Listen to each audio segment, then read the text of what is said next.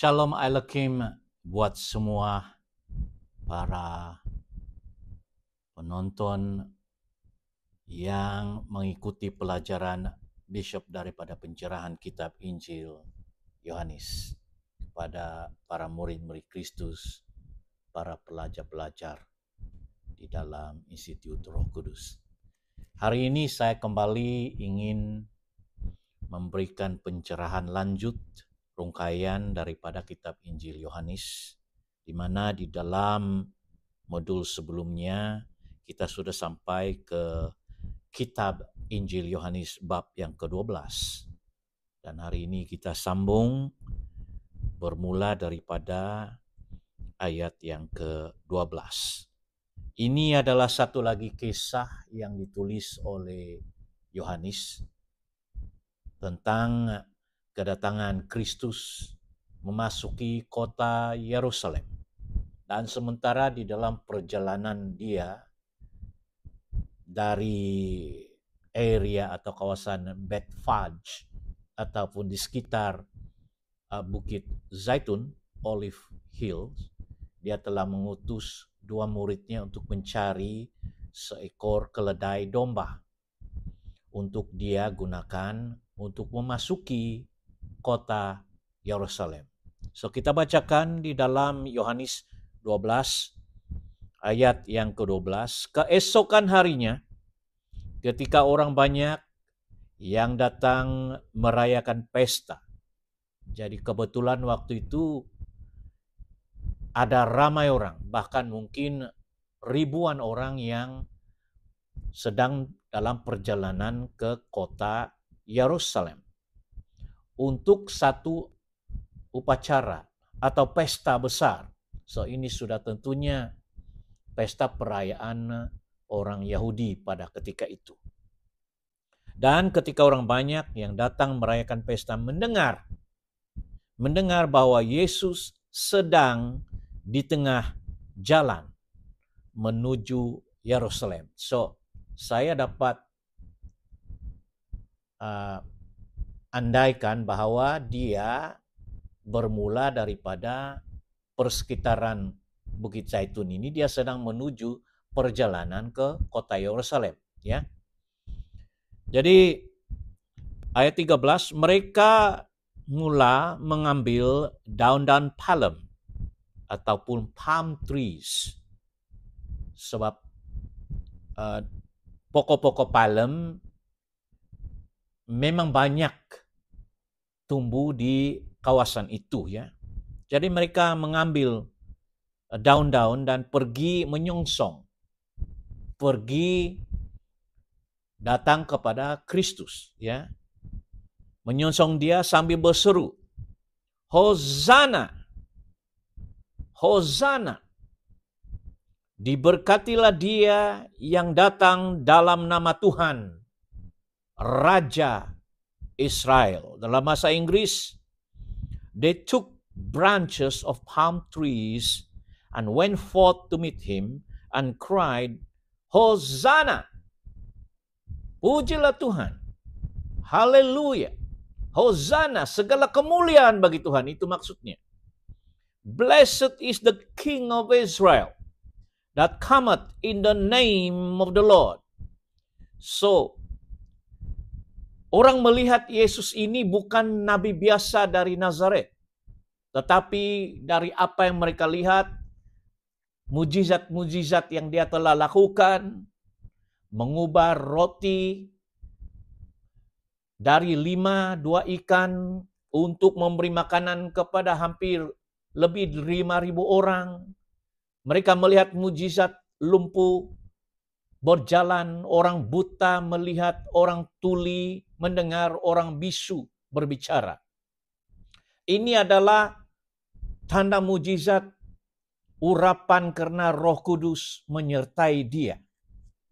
Dia juga dikenal sebagai Rabi, seorang pengajar yang jujur, yang takut akan Allah Bapa, dan juga dia memberi pengajaran-pengajaran yang sempurna daripada kitab Tanakh dan Taurat Musa.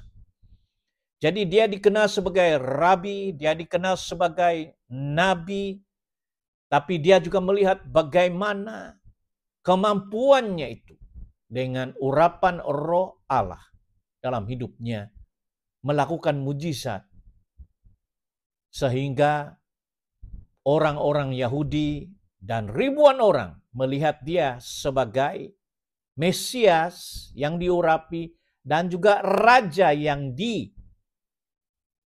dijanjikan, dinubuatkan dari keturunan Raja Daud. Jadi dari segi silsilah, Kristus Yesus itu adalah keturunan bangsawan, keturunan raja, berdarah raja dari silsilah Raja David, Raja Solomon. Jadi mereka menganggap dia sebagai Raja Israel. Mereka menerima, mereka mengakui tanpa malu-malu, tanpa segan-segan, berkata, diberkatilah dia yang datang dalam nama Tuhan, Raja. Mereka mau menjadikan Yesus itu Raja. Memang benar, Tuhan Yesus seringkali memberikan pengajaran tentang perumpamaan tentang kerajaan Allah. Bahkan itulah message ataupun berita pertama yang dia telah isytiharkan. Dia katakan, masanya sudah dekat. Kerajaan Allah sudah ada. Bertobatlah dan percayalah kepada Injil. Kerajaan Allah yang dimasukkan bukan kerajaan yang ditubuhkan oleh manusia atau karena kekuatan politik atau kekuatan manusia, ya.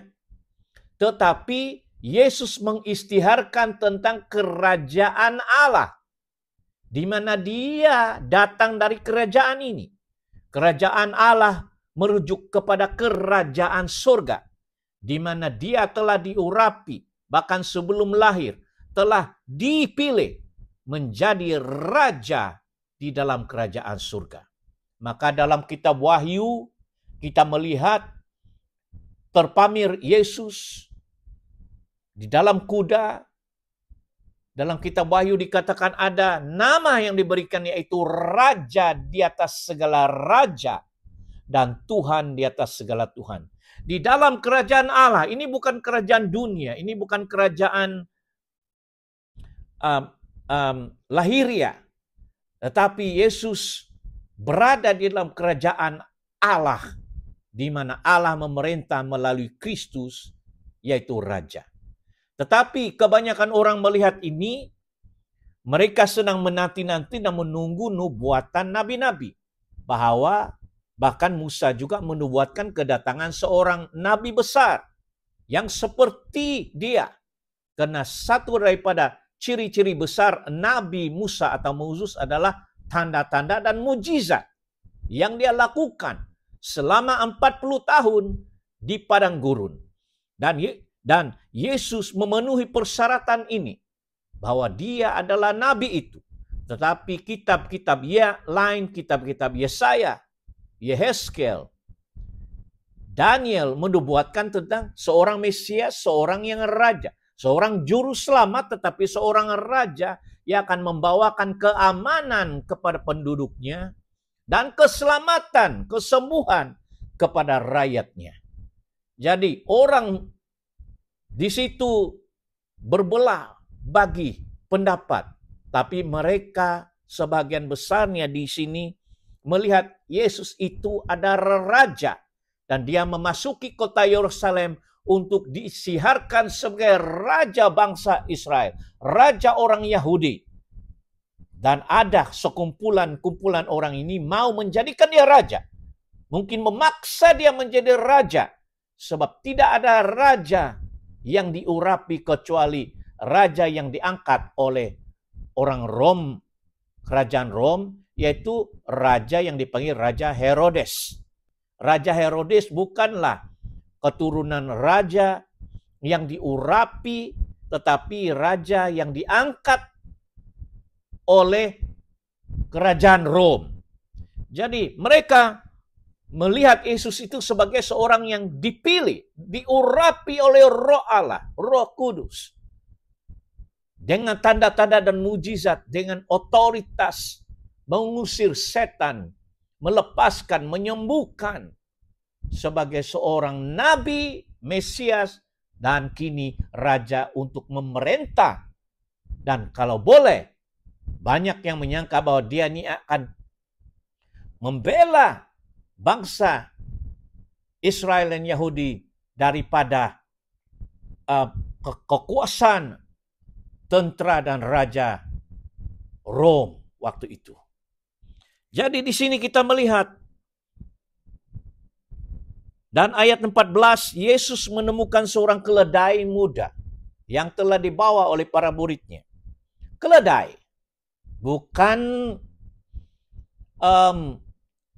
kuda, meskipun ada kuda ketika itu, tapi dia memilih keledai. Keledai itu mule. Keledai itu adalah binatang yang bukan digunakan untuk berperang, tetapi untuk mengangkut barang-barang selain unta. Dia memilih itu. Keledai melambangkan kerendahan diri. Ya, dia bukan lari kuat seperti seekor kuda. Kalau seorang pemimpin, jenderal atau raja itu dia biasanya memakai kuda. Ya.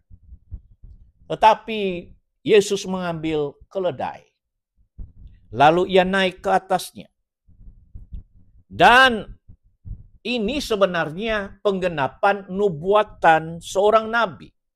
Seorang nabi di perjanjian lama yaitu Zakaria. Nabi Zakaria dalam kitab Zakaria bab yang ke-9 ayat 9. Kalau kita melihat di sini dalam ayat 15 dikutiplah, dikatakan ada tertulis ya yang dimaksudkan kitab Zakaria bab 9 ayat 9 yang berkata, "Jangan takut, hai putri Sion." Bahasa Inggris adalah Zion atau Sion. "Lihatlah, rajamu datang, duduk di atas seekor anak keledai." Jadi ribuan tahun sebelum Kristus datang, Nabi Zakaria telah menubuatkan kedatangan seorang raja dan dia telah melihat itu dan dia telah menubuatkan, "Jangan takut, hai putri Zion." Kalau kita melihat dalam kitab Zakaria 9 ayat 9 dikatakan, "Jangan takut, hai putri Zion. Jangan takut, hai putri Yerusalem. Rajamu datang duduk di atas seekor keledai." Dan Yesus sedang duduk di atas seekor keledai dan orang-orang mula menyongsong dia, membawa daun-daun palem, bahkan mereka melemparkan jubah di depan dia, melalui itu menuju ke Yerusalem, menuju ke pintu masuk Yerusalem ini. Mereka bersorak. Mungkin bapak orang yang ada anaknya kerasukan setan, ibu yang anaknya bisu tuli, mungkin anak yang meninggal telah dibangkitkan oleh Yesus. Orang-orang yang telah melihat mujizat ini terjadi di dalam hidup mereka. Mereka datang dengan sanak famili untuk memuliakan dan berseru Hosana, maksudnya kemenangan, kemuliaan. Mereka melihat Yesus sebagai seorang raja. Dan benar, dia adalah raja, tapi dia datang bukan untuk memerintah secara fisikal waktu itu, tapi dia datang sebagai raja yang datang dari surga, yang telah dilantik oleh kuasa Roh Kudus. Ya, jadi Sion atau Zion ini adalah sinonim namanya dengan kota Yerusalem. Ya, putri-putri Sion dalam Zakaria 9:9, putri-putri Yerusalem itu sinonim ya. Putri Yerusalem, putri Sion, maksud dia putri adalah gelar penduduk-penduduk yang tinggal di kota Yerusalem.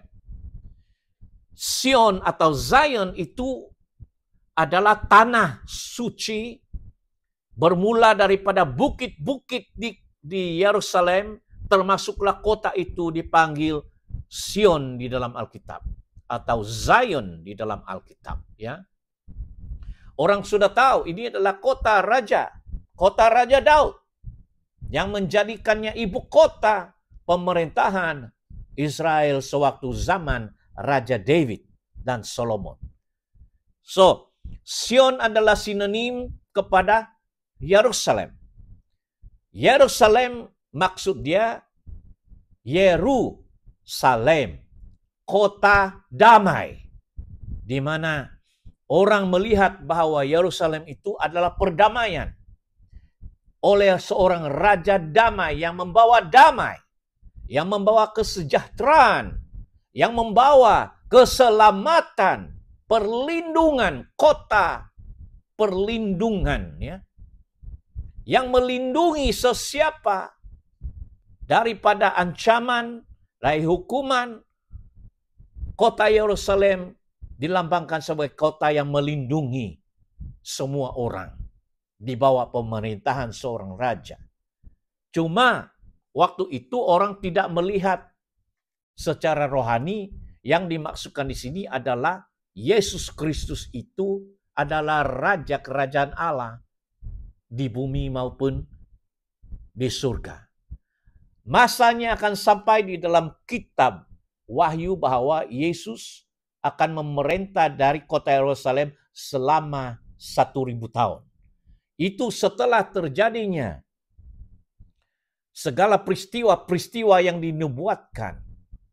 Ya, setelah Antikristus dikalahkan dan para nabi palsu, dia akan mengisytiharkan dan Kristus akan turun dari surga memerintah sebagai raja dengan ibu kotanya Yerusalem selama 1000 tahun, yang dipanggil Millennium Kingdom. Itu di masa depan kita tidak tahu. Dan ketika dalam Kisah Rasul-Rasul pasal 1, murid-muridnya bertanya, Tuhan, bilakah kamu akan pemulihan bangsa Israel ini, pemulihan di mana kerajaan akan dipulihkan? Dan Yesus katakan bukan masanya. Kali ini dia datang sebenarnya untuk menyelamatkan manusia, orang Yahudi dan sekarang kepada orang-orang bukan Yahudi, dari dosa. Yesus datang menebus, membayar dosa-dosa manusia lewat pengorbanannya. Dan itu bukan masanya dilantik sebagai raja yang memerintah. Tetapi dia sudah menjadi raja di dalam kerajaan Allah. Cuma dia datang menggenapi. So, ayat 16. Mula-mula murid-murid Yesus tidak mengerti akan hal itu. Tetapi sesudah Yesus dimuliakan, dia bangkit dari kubur, teringatlah mereka bahwa nas ini, yaitu Zakaria 9 ayat 9, itu mengenai dia. Dan bahwa mereka telah melakukannya juga untuk dia. Amin. 17. Orang banyak yang bersama-sama dengan dia ketika ia memanggil Lazarus keluar dari kubur dan membangkitkannya dari antara orang mati, memberi kesaksian tentang dia. Coba, ini yang dimaksudkan ramai orang, sanak famili yang telah melihat Lazarus yang sudah mati di dalam kuburan hampir 4 hari. Mereka telah melihat Yesus. Mereka telah menjadi saksi bagaimana Yesus membangkitkan Lazarus dan berkata, Lazarus, keluar. Bangun. Tidak ada nabi pada zaman itu. Tidak ada yang mampu membangkitkan orang yang mati sudah 4 hari di dalam kuburan gua. Hanya Tuhan Yesus Kristus. Itu merupakan mujizat yang tidak di luar daripada kemampuan fisik dan kimia. Dan orang-orang yang telah melihat ini, bahkan melihat Lazarus bangkit, hidup, makan dan minum bersama Yesus. Mereka-mereka ini juga sebagian daripada kumpulan yang datang menyongsong dia dan berseru Raja Israel yang diurapi, Mesias, dan menggenapi nubuatan Zakaria ini. Haleluya. Bagi saya, Kristus itu Tuhan di atas segala Tuhan. Raja di atas segala raja. Saya menerima dia sebagai raja di dalam hidupku. Sebagai Tuhan yang kusembah. Dan saya adalah merupakan dutanya Kristus untuk memberikan pengistiharaan ini. Meskipun hanya melalui bacaan kitab.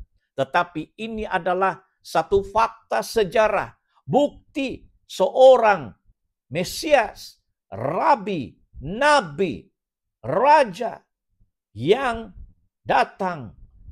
Dan nama dia adalah Tuhan Yesus Kristus, Mesias dari Nazaret. Amin. Sebab itu, ayat 18, orang banyak itu pergi menyongsong dia karena mereka mendengar bahwa ia yang membuat mujizat itu. Mujizat, miracle. Mujizat adalah tanda-tanda yang luar biasa, yang di luar kemampuan ilmu fisik medis. Ya, bagaimana orang boleh membangkitkan orang mati? Ini adalah mujizat yang cukup dahsyat, yang tidak pernah terjadi. Bayangkan orang yang di dalam kuburan boleh bangkit kembali, hidup kembali. Itu kalau dia bukan seorang nabi yang disertai kuasa daripada Allah alam semesta, yaitu Elohim, yaitu Yahweh, yaitu pencipta langit dan bumi. Yang kita panggil Bapa, pencipta kita, Bapa kita di surga. Dan bila itu terjadi, maka orang ramai mengikuti Yesus, pembuat mujizat ini.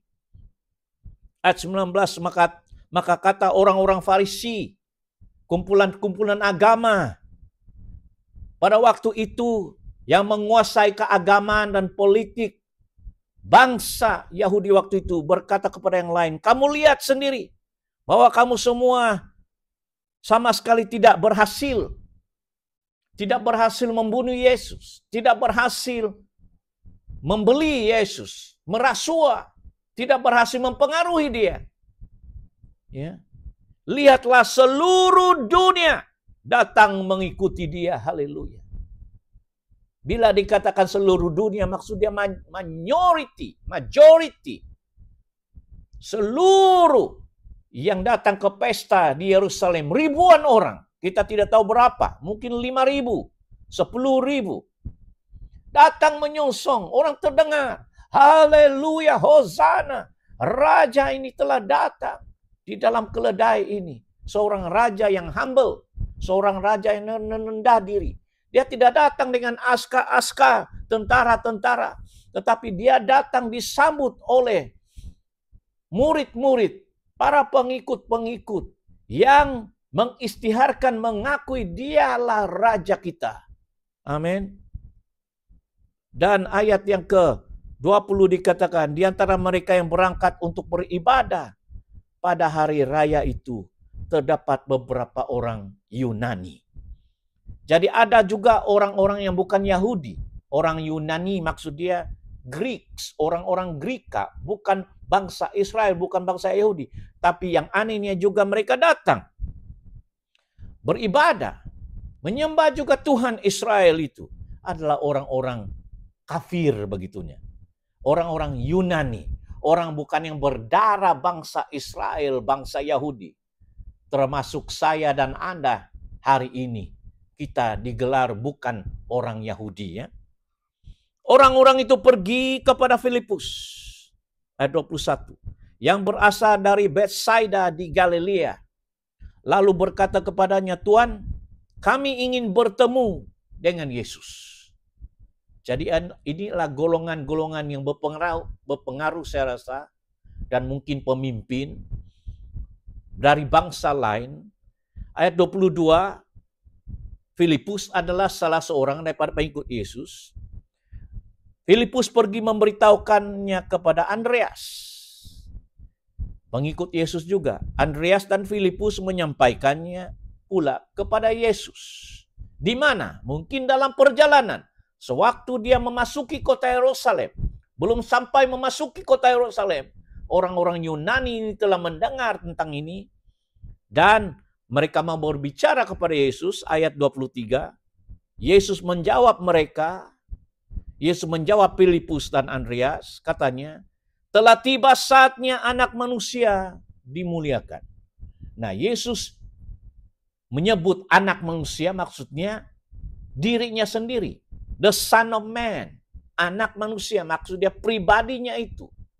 Sebab di dalam dirinya dia tahu dia adalah anak Allah, yaitu Kristus. Tapi di luarnya itu dia adalah Yesus dari Nazaret, yang dipanggil anak manusia.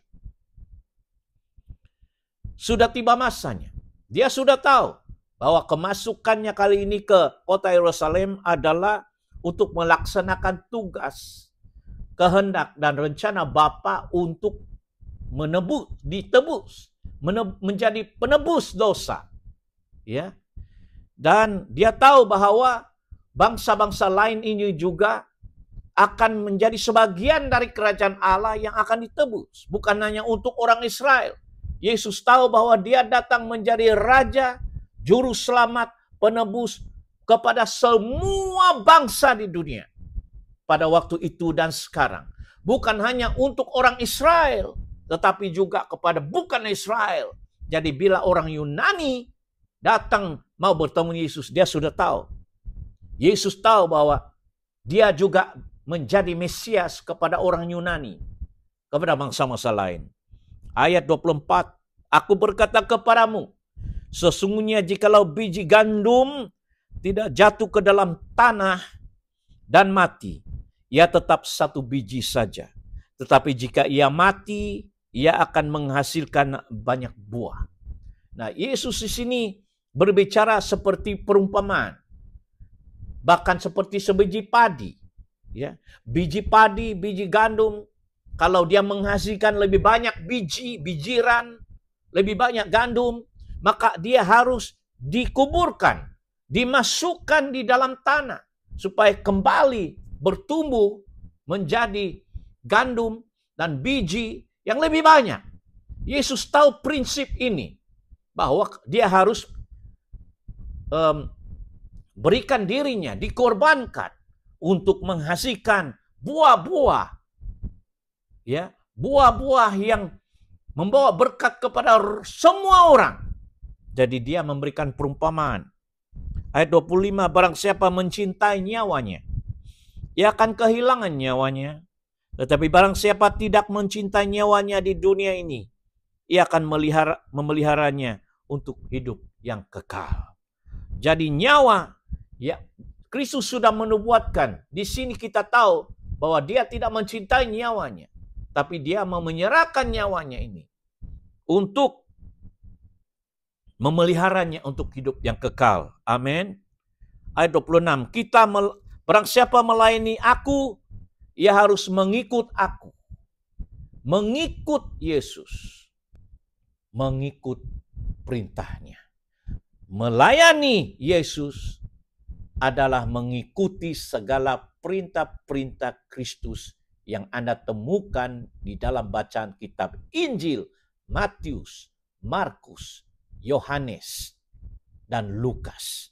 Kalau Anda mau melayani Kristus, menjadi pelayan Kristus, dia katakan kau harus mengikuti dia. Maksudnya menjadi murid, menjadi pengikut perintah-perintah dan pengajarannya seperti Kristus. Dan di mana aku berada, di situ pun pelayanku akan berada. Barang siapa melayani aku, ia akan dihormati Bapa. Saudara-saudara, penghormatan daripada Allah Bapa itu yang paling tinggi. Saya melayani Kristus. Saya mau menjadikan Yesus itu sebagai contoh, sebagai rabi. Saya mau menjadi anak Tuhan. Melayani dia bukan karena saya mau melayani manusia semata-mata. Tetapi bila saya melayani dia, saya mengikuti pengajarannya, saya menyatakan pengajaran Kristus, saya mau bawakan doktrin teologi tentang Kristus, Kristologi, dan apa yang dia nyatakan. Pengajarannya tentang Roh Kudus, pengajarannya tentang anak manusia, pengajaran Kristus tentang Allah Bapa, pengajaran tentang hukum-hukum, perintah-perintah, firman-firman Tuhan, itu harus saya ikuti dan juga harus saya ajarkan. Dan kita sebagai manusia, sebagai hamba Tuhan, kita bukan sempurna. Dalam hidup Bishop selama 40 lebih tahun melayani Tuhan, saya katakan saya tidak sempurna. Saya memiliki banyak kekurangan, banyak kelemahan dalam dosa, tetapi pertobatan itu amat penting. Tapi saya tidak sekali-kali mau menyangkal Kristus dan tidak mengajar yang lain kecuali pengajaran Kristus, sebab saya mau mengikuti Kristus. Amin. Dan di sini kita akan dihormati oleh Bapa. Saya tidak mau mencari kehormatan manusia. Kalau orang manusia itu menerima saya sebagai hambanya, Tuhan, kita berterima kasih. Tetapi penghormatan yang saya mau adalah penghormatan daripada Bapa. Amin.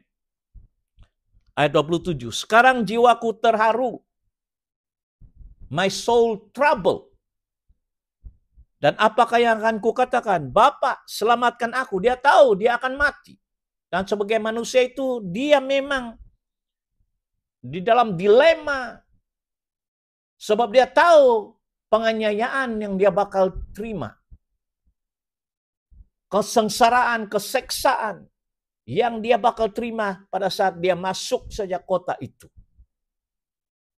Dan dia katakan, selamatkan aku dari saat ini. Tidak. Tidak. Sebab untuk itulah aku datang ke dalam saat ini. Demi memberi keselamatan kepada orang Yahudi dan orang Yunani. Dia harus korbankan dirinya seperti biji gandum ini. Ya, supaya boleh melahirkan sesuatu yang baru. Dan lewat Roh Kristus yang telah dicurahkan pada hari Pentakosta, kita telah melihat pengikut-pengikut Kristus di seluruh dunia.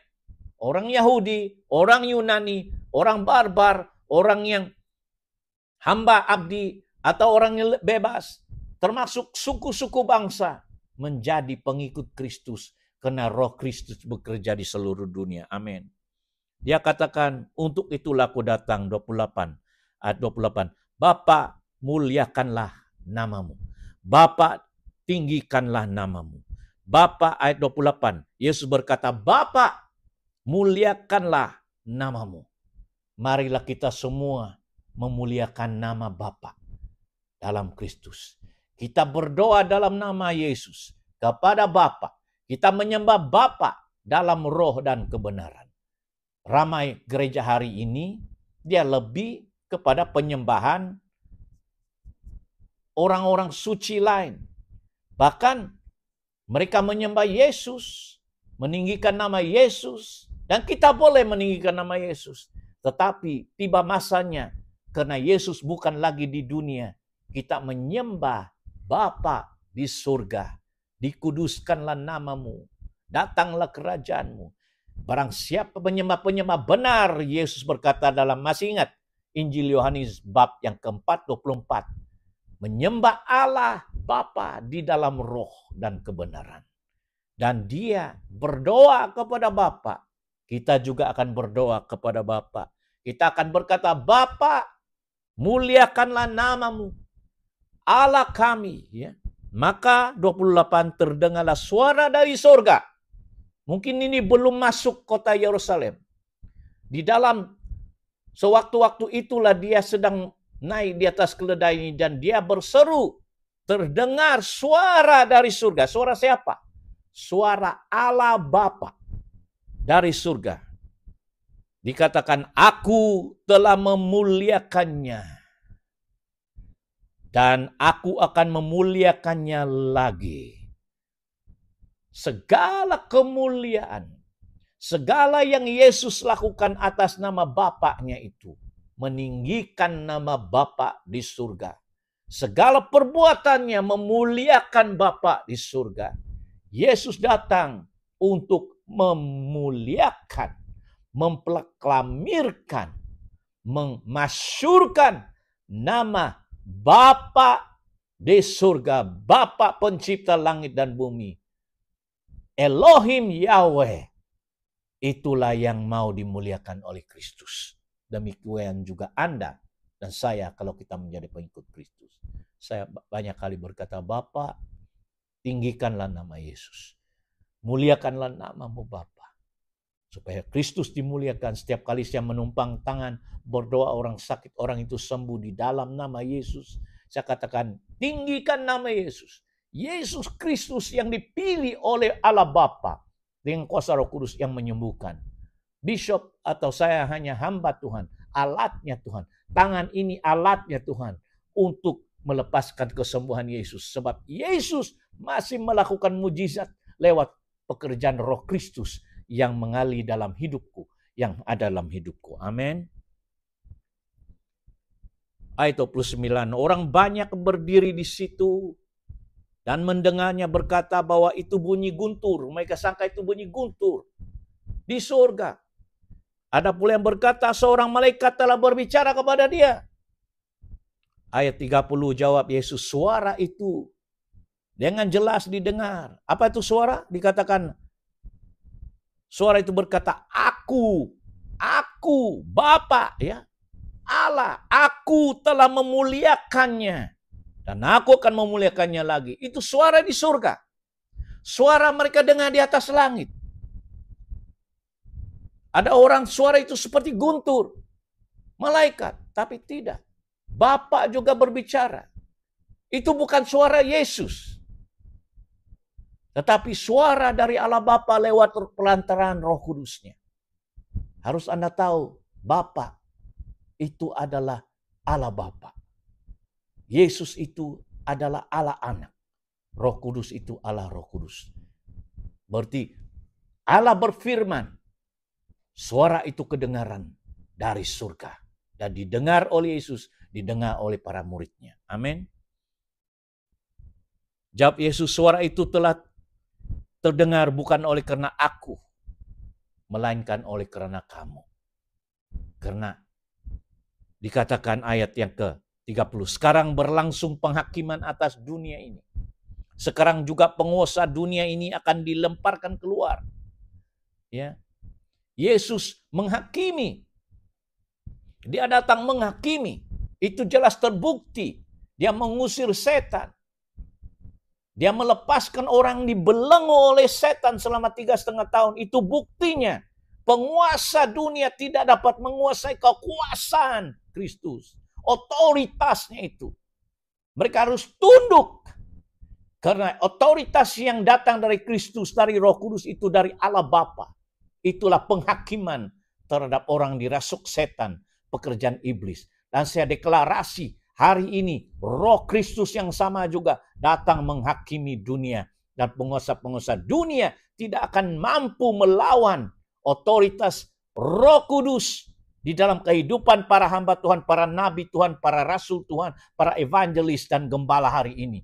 Karena kita membawa urapan kuasa otoritas yang telah diproklamirkan oleh Kristus. Dikatakan segala kuasa telah diberikan Bapa kepadaku. Pergilah, aku memberikan kamu kuasa dan otoriti untuk pergi memberitakan Injil, melepaskan orang daripada ikatan iblis, menyembuhkan orang, membangkitkan orang yang mati, melakukan pekerjaan-pekerjaan yang aku telah lakukan di dalam nama Yesus Kristus. Itulah sebab kita melihat tanda-tanda dan mujizat menyertai para hamba Tuhan yang penuh Roh Kudus, dengan kuasa Roh Kudus, dengan kuasa urapan Roh Kristus yang menyertai mereka. dan meneguhkan berita yang beritakan oleh murid-murid.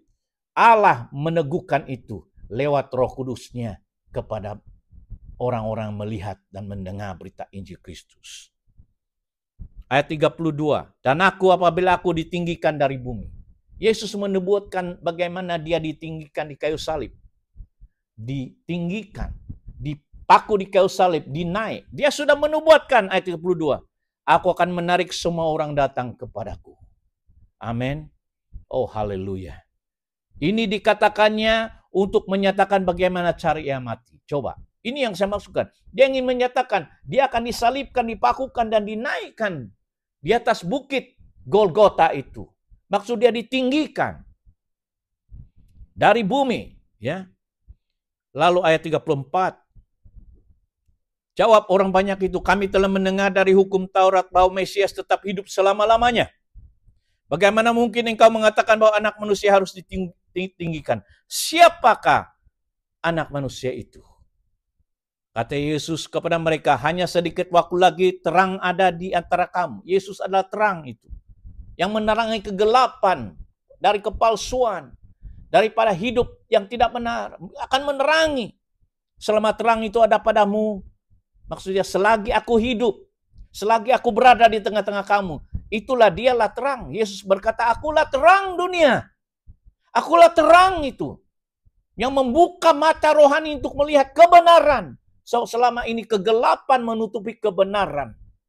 Terang itu Yesus memberikan engkau penggenapan, penerangan yang sejelas-jelasnya.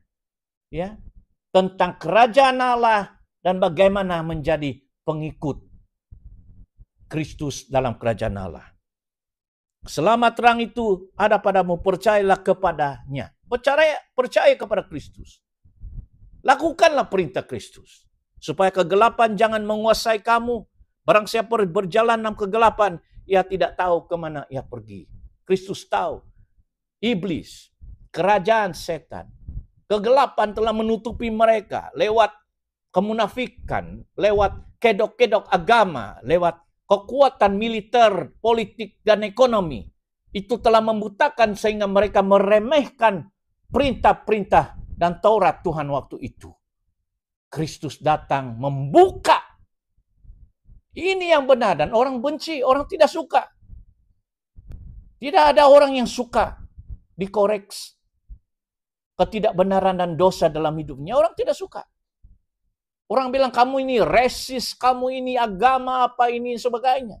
Tetapi Alkitab menjelaskan dua, dosa ya, dan kebenaran. Hidup benar atau hidup dosa.